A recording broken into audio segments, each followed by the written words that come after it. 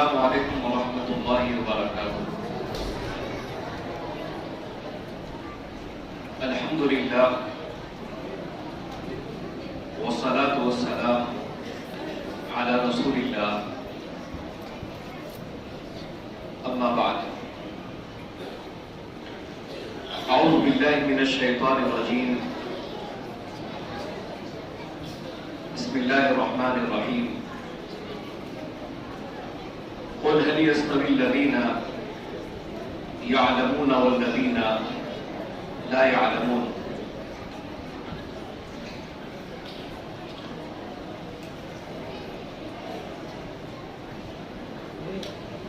معزز علماء،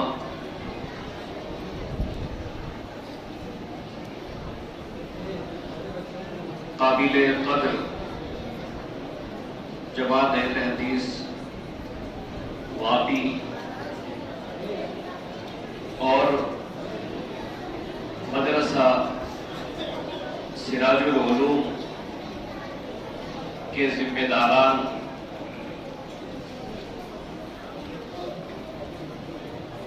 آج کی اس مجلس میں تشریف فرما مہمانان، عزیز طلبہ اور طالبات، آخری کئی سالوں سے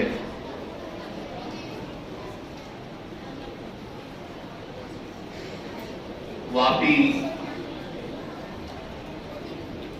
کے مختلف پروگرام میں حاضر ہونے کا موقع ملتا رہتا ہے، اور جب بھی ہم یہاں تشریف لاتے ہیں تو پروگرام سابقہ پروگرام سے بہتر ہوتا ہے۔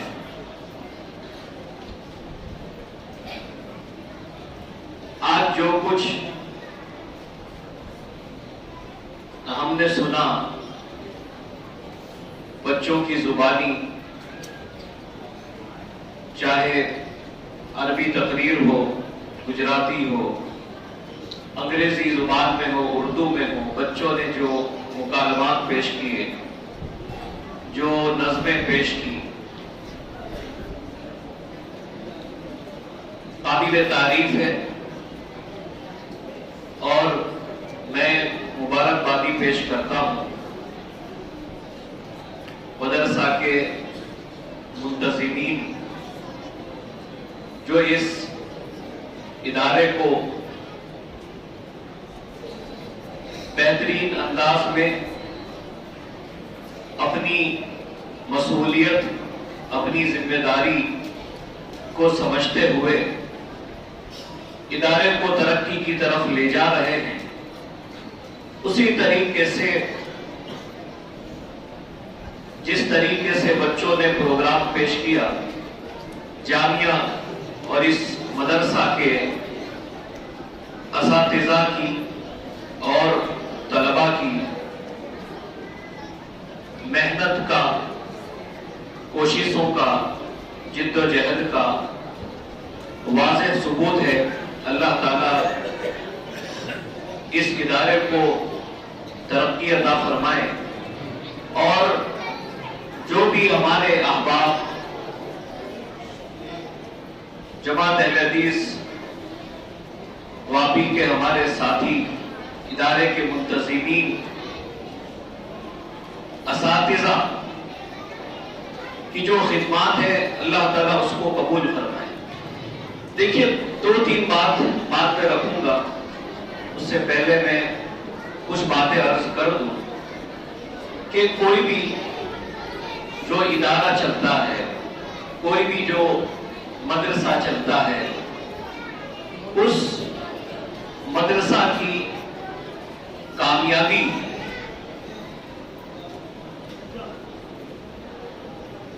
تین لوگوں پر منحصر ہے۔ سب سے پہلے منتظمین، جس ادارے کے منتظمین بہتر ہوتے ہیں، وہ ادارہ ترقی کے راستے پر چلتا ہے. اور جس ادارے کے منتظمین اپنی ذمہ داری کو، اپنی مسئولیت کو بخوبی انجام نہ دے تو وہ ادارہ صرف نام کا ادارہ رہ جاتا ہے. اس میں نام کے علاوہ تعلیم اور تربیت کا کوئی نشان نظر نہیں آتا، اس کے اثرات نظر نہیں آتے. تو جو منتظمین ہیں، آج ہم نے یہ پروگرام سنا اور شروع میں بھی میں وضاحت کر چکا ہوں، خوشی ہوتی ہے کہ ہمیں اس ادارے کی ترقی کے لیے بار بار سوچنا چاہیے، غور و فکر کرنا چاہیے.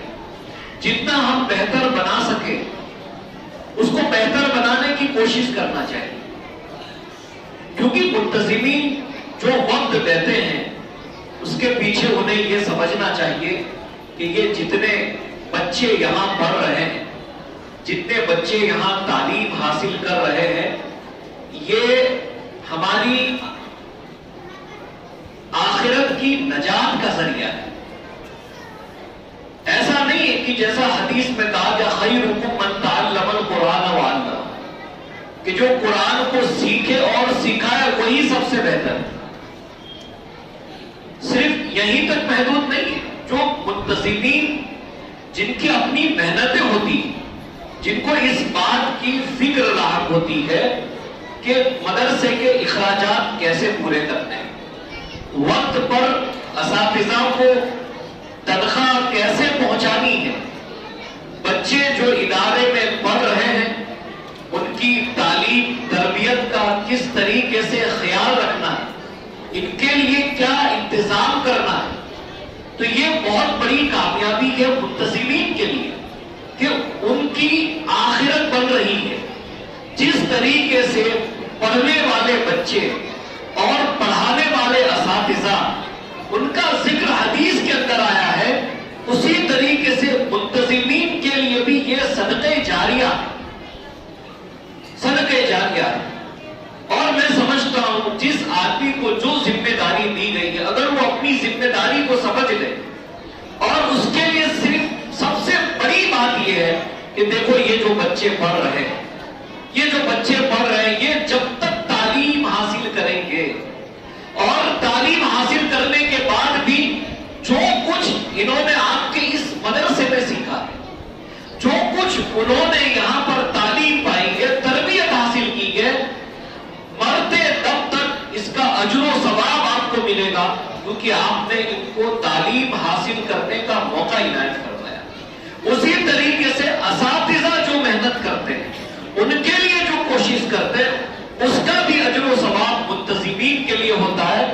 اس کے لیے جو بھی منتظمین ہوتے ہیں انہیں زیادہ سے زیادہ کوشش کرنی چاہیے، بہتر سے بہتر ادارے کو بنانے کے لیے جد و جہد کرنی چاہیے.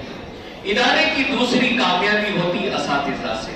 اور جب اساتذہ محنت کرتے ہیں، ان کے اندر اگر خوبیاں پائی جائے گی اور یہ اپنے فرض کو اچھے طریقے سے نبھائیں گے تو یقیناً یہ مدرسے کی کامیابی کے لیے اساتذہ کا بھی بڑا رول ہے. اور تیسرے ہمارے یہ بچے ہیں، اور ان بچوں ہی کے تعلق سے 3-4 باتیں آج یہاں میں رکھنا چاہتا ہوں. اور یہ باتیں بچوں کے پیرنٹس کے لیے ہیں، والدین کے لیے ہے، یا بچوں کے جو ولی ہے، سرپرست ہے، ان کے لیے ہے. دیکھیے سب سے پہلی چیز، بچوں کے جو حقوق ہم پر عائد ہوتے ہیں اس میں سب سے پہلا حق جو ہے وہ ہے عقیدے کی تعلیم. عقیدے کی تعلیم اللہ رب العزت نے تمام انبیاء اور رسول کو جو بھیجا، ان کی تعلیم، بنیادی تعلیم جو تھی، انہوں نے جو بنیادی پیغام دیا وہ عقیدے کا پیغام تھا. وَلَقَدْ بَعَثْنَا فِي كُلِّ أُمَّةٍ رَسُولًا أَنِ اعْبُدُوا اللَّهَ وَاجْتَنِبُوا الطَّاغُوتَ. عقیدے کی تعلیم، ماں باپ کو، سرپرست کو، ان کے اولیاء کو اس بات کا خیال رہنا چاہیے کہ ہمارا کوئی بھی بچہ عقیدے کی تعلیم سے محروم نہ رہے. ہر بچے کے پاس عقیدے کا علم ہونا چاہیے. اور قرآن کریم میں اس کی طرف اشارہ کیا گیا، یا بنی لا تشرک باللہ ان الشرک لظلم عظیم. لقمان حکیم نے کہا اے میرے بیٹے اللہ کے ساتھ شرک نہ کر.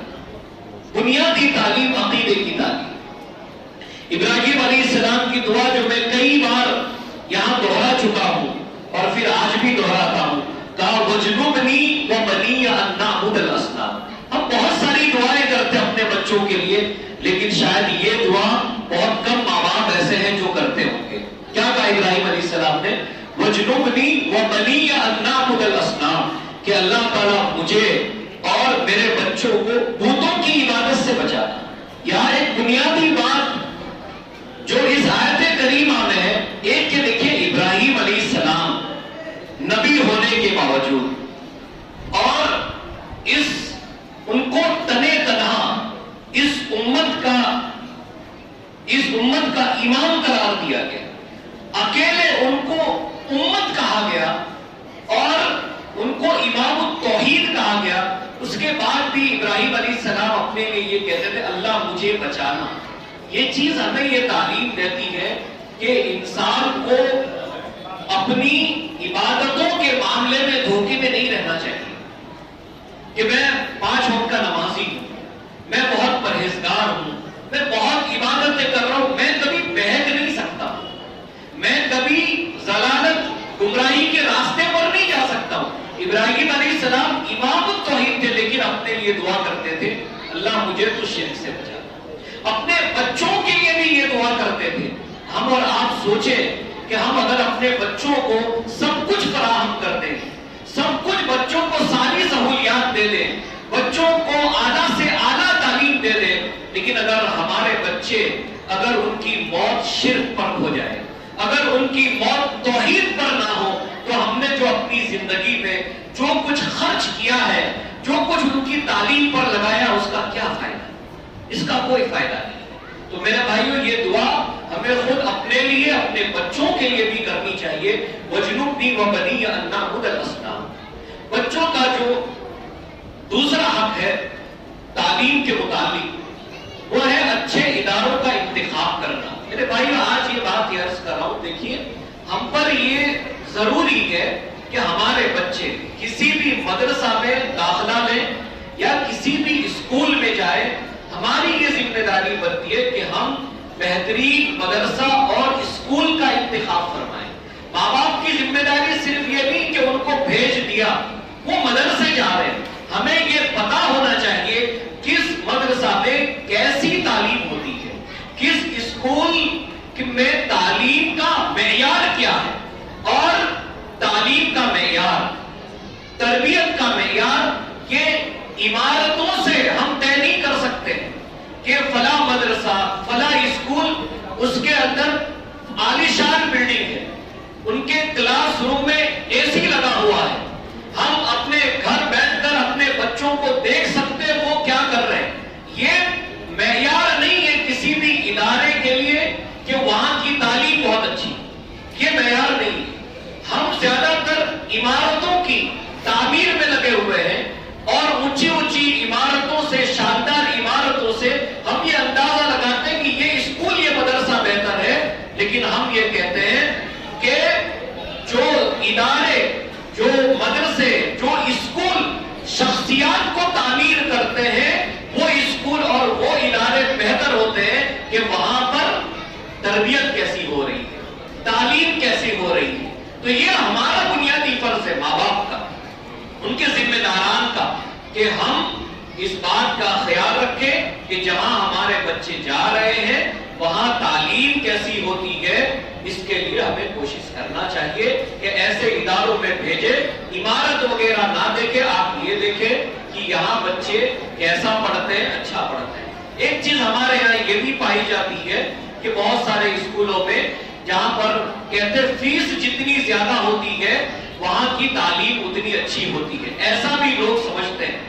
میں خود اپنے علاقے کے اندر بہت سارے انگلش اسکول چلتے ہیں جس کو ہم نے دیکھا بھی ہے بلکہ ہمارے بعض احباب ایسے بھی ہیں جو منتھلی اپنے بچوں کی 20-20 ہزار روپے اسکول میں فیس بھرتے ہیں، اور وہیں پر ایک معمولی اسکول ہے، وہ بھی انگلش میڈیم اسکول ہے، لیکن جب ہم موازنہ کرتے ہیں تو دیکھتے ہیں کہ جس اسکول کی فیس صرف 1000 روپیہ ہے، وہاں کے بچے پڑھنے میں لکھنے میں ان اسکولوں کے بچوں سے بہت زیادہ آگے، جہاں کی فیس بہت زیادہ ہے۔ تو فیس کا زیادہ ہونا یہ معیار نہیں ہے۔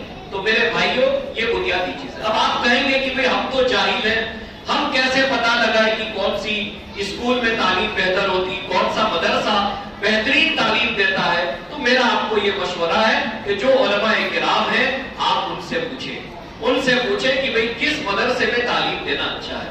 اسی طریقے سے جو سماج کے اچھے پڑھے لکھے لوگ ہیں، جو اسکول کالجوں کے اندر گئے، جو ڈاکٹر ہیں، انجینئر ہیں، یا الگ الگ ڈگریاں ہیں، آپ ان سے پوچھیں کہ آپ کے علاقے کے اندر کہاں بہترین تعلیم ہوتی ہے۔ تو اس چیز کا خیال رکھنا چاہیے۔ اسی طریقے سے ایک بات جو ہے میں کرنا چاہتا ہوں بچوں کے حقوق کے تعلق سے، وہ تیسرا حق جو ہے وہ ہے اچھا ماحول فراہم کرنا۔ اچھا ماحول مطلب یہ کہ ہم اپنے بچوں کے ساتھ ایسی جگہ رہائش اختیار کریں کہ اس جگہ پر اچھے لوگ رہتے ہوں، نیک لوگ رہتے ہوں، اس جگہ کا ماحول ایسا نہ ہو کہ جس سے ہمارے بچوں کی تربیت صحیح نہ ہو سکے، یا اس جگہ پر ان علاقوں کے اندر رہنے والے لوگ جن میں ہو سکتا ہے بری عادتیں یا برے اخلاق ان کے پائے جاتے ہو، جس سے ہمارے بچے متاثر ہو سکتے ہیں۔ قرآن کریم کی ایک آیت کریمہ، ربنا انی اسکنت من ذریتی بواد غیر ذی زرع عند بیتک المحرم ربنا لیقیموا الصلاۃ۔ یہ ابراہیم علیہ السلام کی دعا ہے کہ میرے رب، میں نے میری ذریت کو، میری نسل کو، میری اولاد کو، میرے اہل خانہ کو ایسی جگہ میں نے ٹھہرایا ہے، ایسی جگہ میری ذریت اور میرے اہل خانہ رہ رہے ہیں جو غیر ذی زرع، مطلب وہ بنجر زمین ہے، لیکن ایک بات ہے عند بیتک المحرم، کہ وہ اللہ تعالیٰ تیرے گھر کے قریب ہے، کعبۃ اللہ کے قریب ہے، وہاں کیوں ٹھہرایا؟ ربنا لیقیموا الصلاۃ، اے ہمارے رب تاکہ وہ نماز قائم کر سکے۔ اس آیت کریمہ کے اندر ہمارے لیے ایک میسج ہے، ایک پیغام ہے، اور وہ پیغام یہ ہے کہ میرے بھائیوں، اپنے بچوں کے ساتھ اللہ نے کسی کو مال دیا ہے، اللہ نے کسی کو مال دولت کی فراوانی دی ہے، تو ہم اور آپ ایسا کرتے ہیں کہ ہم سوچتے ہیں کہ بھئی بہت اونچی سوسائٹیوں میں رہنا چاہیے۔ یقیناً اللہ نے دیا ہے، عالیشان مکان بنائیے، کوئی بات نہیں، بڑی بڑی سوسائٹیوں میں فلیٹ لیجئے، کوئی بات نہیں، لیکن اس بات کا خیال رکھیں کہ وہاں رہنے کے بعد آپ کے بچے دینی تعلیم حاصل کر سکیں، وہاں رہنے کے بعد آپ اپنے بچوں کے ساتھ مسجد کے اندر جماعت کے ساتھ نماز پڑھ سکیں۔ یہاں ابراہیم علیہ السلام یہ کہہ رہے ہیں، جہاں میں نے بچوں کو ٹھہرایا کوئی فیسلٹی نہیں ہے۔ آج ہم مسلمان یہ کہتے ہیں یہاں پر پانی کا بندوبست نہیں ہے، یہاں پر گٹر لائن ایسی ہے۔ اگر یہ سب کچھ ہے کہ یہاں پر کوئی سہولت نہیں ہے، لیکن وہاں پر رہنے کے بعد اگر ہمارے بچوں کا عقیدہ محفوظ رہ سکتا ہے، ان کی صحیح تربیت ہو سکتی ہے، 5 وقت اگر ہم جماعت کے ساتھ نماز ادا کر سکتے ہیں، تو ہمیں اس ایریے میں رہنا چاہیے۔ یا ہم منتقل ہو کر کسی بڑی سوسائٹی میں جا رہے ہیں، کہیں پر عالیشان بنگلہ بنا رہے ہیں، اگر وہاں پر مسجد نہ ہو، ہم 5 وقت کی نماز نہ پڑھ سکے، تو میں سمجھتا ہوں کہ ایسی عالیشان جگہوں پر مہنگی سوسائٹیوں میں رہنے کا کوئی فائدہ نہیں ہے، کیونکہ ہم وہاں آباد تو ضرور ہو گئے، لیکن ہمارے بچے جو ہے دین سے دور ہو رہے، اور ہم خود 5 وقت کی جو ہے نماز ادا نہیں کر پاتے۔ یہ تیسرے بچوں کا چوتھا حق، میرے بھائیوں، یہ تربیت ہی سے تعلق رکھتا ہے۔ بہت سارے ماں باپ کو ہم دیکھتے ہیں، والدین کو دیکھتے ہیں، گھر کی ذمہ داران کو دیکھتے ہیں کہ خود مسجد آتے ہیں، نماز کے لیے آتے ہیں، لیکن اپنے بچوں کو نماز کے لیے لے کر نہیں آتے، نماز کے لیے لے کر نہیں آتے۔ ماں باپ صبح میں خود اٹھتے ہیں، نماز پڑھتے ہیں، گھر کے افراد مسجد تک آتے ہیں فجر کی نماز ادا کرنے کے لیے، لیکن گھر میں بچہ سو رہا ہے، اس کو نہیں اٹھاتے ہیں، اس کو نماز کے لیے لے کر نہیں آتے ہیں۔ یہ ہماری تعلیم، ہماری تربیت کے اندر کوتاہی ہے، ہمیں اس کی اصلاح کرنا چاہیے کہ ہم نماز پڑھتے ہیں، ہمارے بچے بھی پڑھیں۔ یہ بات آج میں اس لیے کہہ رہا ہوں کہ ہم کو اگر اسکول بھیجنا ہو اپنے بچوں کو، اس کا وقت اگر صبح 5 بجے رکھ دیا جائے، صبح 6 بجے رکھ دیا جائے، تو ہم اسکول بھیج سکیں گے 5 بجے، صبح 6 بجے ہم ان کو بھیج سکیں گے، لیکن ہم نماز کے لیے نہیں لاتے ہیں۔ کتنے گھروں کے اندر دیکھا جاتا ہے جو اپنے بچوں کو پابندی کے ساتھ وقت پر اسکول پہنچا دیتے ہیں، لیکن وقت پر وہ اپنے بچوں کو مدرسہ نہیں لاتے ہیں۔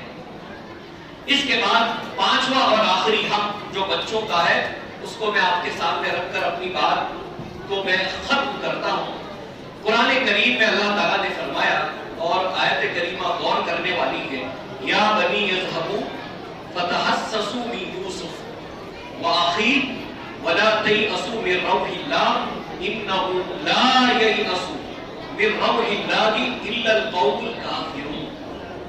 یہ آیت کریمہ سے ایک پیغام دینا چاہتا ہوں۔ یعقوب علیہ السلام نے اپنے بچوں سے کہا، اے میرے بچوں، اے میرے بیٹوں، اذهبوا جاؤ فتحسسوا من یوسف واخی، جاؤ اور یوسف اور اس کے بھائی کو تلاش کرو۔ یوسف علیہ السلام کو بچپن میں بھائیوں نے خود اٹھا کر کے کنویں میں ڈال دیا، اپنے ماں باپ کی نظروں سے غائب کر دیا۔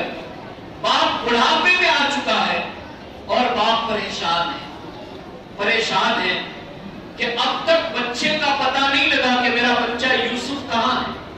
بعد میں اور ایک بیٹا بھی چلا گیا، اس کا بھی نہیں پتہ لگا۔ دیکھیے، جن کو اپنے بچوں سے بہت محبت ہوتی ہے اور جن کو اپنے بچے بہت عزیز ہوتے ہیں، اگر ان کا بچہ غائب ہو جائے یا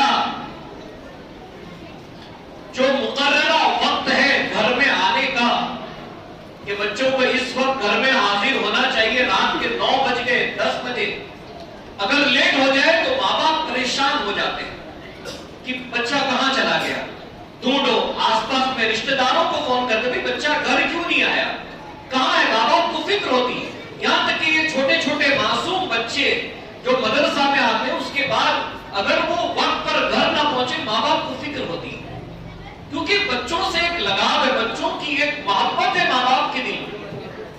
تو وہ اگر غائب ہو جائے تو ہم اور آپ تلاش کرتے ہیں کہ نہیں، بچے غائب نہیں ہونے چاہیے، ہمارا بچہ کہاں چلا گیا۔ یہی چیز یوسف علیہ السلام کے والد کے ساتھ تھی، وہ بڑھاپے میں پہنچ گئے، اپنے بچے کو نہیں بھولے کہ ہمارا بچہ کہاں ہے، تلاش کروا رہے، اور جب تلاش کرنے کے لیے بھیجا تو ساتھ میں ایک بات یہ کہی، وَلَا تَيْأَسُوا مِن رَوْحِ اللَّهِ، تلاش کرنا اور اللہ تعالیٰ کی رحمت سے مایوس مت ہونا، نا امید مت ہو جانا۔ ایسا نہیں بچپن میں غائب ہو گیا ہے تو تم مایوس ہو جاؤ، نا امید ہو جاؤ، مایوس مت ہونا، نا امید نہ مت ہونا۔ اِنَّهُ لَا يَيْأَسُ مِن رَوْحِ اللَّهِ إِلَّا الْقَوْمُ الْكَافِرُونَ، اللہ کی رحمت سے، اللہ سے مایوس ہونے والے لوگ کافر ہوتے ہیں۔ ایک مسلمان کسی بھی موقع پر، کہیں پر بھی اللہ کی رحمت سے مایوس نہیں ہو سکتا ہے۔ آج اس بات کو لے کر میں آپ کے سامنے یہ بات رکھ رہا ہوں کہ بچہ اگر جسمانی طور پر غائب ہو جائے، جسمانی طور پر بچہ حاضر نہیں، ہم تلاش کرواتے ہیں، لیکن ہمارے بچے جسمانی طور پر گھر میں موجود ہیں، روحانی طور پر وہ غائب ہو چکے ہیں۔ جسمانی طور پر بچے ہمارے سامنے موجود ہیں، روحانی طور پر بچے غائب ہو چکے ہیں۔ کیا مطلب روحانی طور پر غائب ہو جانا؟ ارے یہ ہمارے بچے اگر کسی گناہ میں ملوث ہو جائے، اگر ہمارے یہ بچے کسی غلط راستے پر لگ جائے، ہمیں اللہ سے ان کی ہدایت کی دعا نہیں چھوڑنی چاہیے۔ کبھی ایک مسلمان کو کبھی مایوس نہیں ہونا چاہیے۔ ہمارے بچے کسی بھی حالت میں ہو، ماں باپ کے ہاتھ اٹھے ہوئے ہونا چاہیے کہ اللہ تعالیٰ میرا بچہ بہک گیا ہے، میرا بچہ بھٹک گیا میرا بچہ عبادت نہیں کر رہا ہے، میرا بچہ دین سے دور ہو گیا ہے، انسان مایوس نہ ہو، یہاں پر بھی امید ہونی چاہیے کہ کسی بھی حالت میں پہنچ گیا ہے، چاہے سماج کہہ رہا ہے، معاشرہ کہہ رہا ہے، کہا دیکھو ہمارے ہوتا ہے نا کہ بھئی بچے اگر بگڑ جاتے ہیں تو لوگ کہتے ہیں کہ ولی کے پیٹ سے شیطان، اور ظاہر سی بات ہے کہ ایک نیک اللہ کی عبادت کرنے والا ایک ولی صفت باپ جب اپنے اس بگڑے ہوئے بچے کے بارے میں یہ سنتا ہے اس کو تکلیف ہوتی ہے اس کو، لیکن کیا اگر ایسا ہوتا ہے تو ہم اپنے بچوں کے لیے دعا کرتے ہیں؟ دعا سے نا امیدی نہ ہو، ہدایت سے نا امیدی نہیں ہونا چاہیے، مایوس نہیں ہونا چاہیے ہر مقام پر، ہر جگہ پر، اور ماں باپ کو چاہیے اپنے بچوں کے لیے دعا کریں۔ اگر وہ ہدایت پر ہیں تو بچے ہدایت پر قائم رہے، اس کی دعا کرنی چاہیے، اور بچے اگر ہدایت پر نہیں ہیں، اگر تعلیم صحیح سے حاصل نہیں کر رہے ہیں، محنت نہیں کر رہے ہیں، تو ہمیں اس کے لیے دعا کرنی چاہیے کہ اللہ تعالیٰ ہمارے بچوں کی اصلاح فرمائے، اللہ تعالیٰ ہمارے بچوں کو کامیابی عطا فرمائے۔ اور ساتھ ساتھ میں ایک بات اور کہ ماں باپ کو اور لوگوں سے بھی گزارش کرنی چاہیے، میرے بھائیوں، جب ہم خود دعا کرتے ہیں ساتھ میں ہمیں لوگوں سے بھی کہنا چاہیے کہ بھئی ہمارے بچے کے لیے دعا فرمائے، ہمارے بچے کے لیے دعا فرمائے، کیونکہ دعا بہت بڑی چیز ہے کہ انسان جب ہر چیز سے مایوس ہو جاتا ہے، نا امید ہو جاتا ہے، سارے راستے بند ہو جاتے ہیں، تو پھر ایک دعا کا راستہ کھلا ہوتا ہے کہ انسان دعائیں کرواتا ہے۔ یہ چند باتیں تھی جو آپ کے سامنے رکھی۔ اللہ رب العزت سے دعا ہے کہ اللہ تعالیٰ اس ادارے کو ترقی عطا فرمائے، اور جو بچے آج یہاں پر تشریف فرما ہیں، جنہوں نے اپنی تقاریر اور مکالمات نظمیں وغیرہ یہاں پر پیش کی، اللہ تعالیٰ ان بچوں کو مستقبل میں اپنی قوم کے لیے اور اپنی سماج کے لیے، اپنی جماعت کے لیے ان بچوں کو نفع بخش بنائے، اور ان بچوں کو لوگوں کی ہدایت کا ذریعہ بنائے، اور منتظمین اساتذہ کی بھی اللہ تعالیٰ خدمات کو قبول فرمائے۔ اقول قولی ھذا استغفر اللہ لی ولکم ولسائر المسلمین من کل ذنب فاستغفروہ انہ هو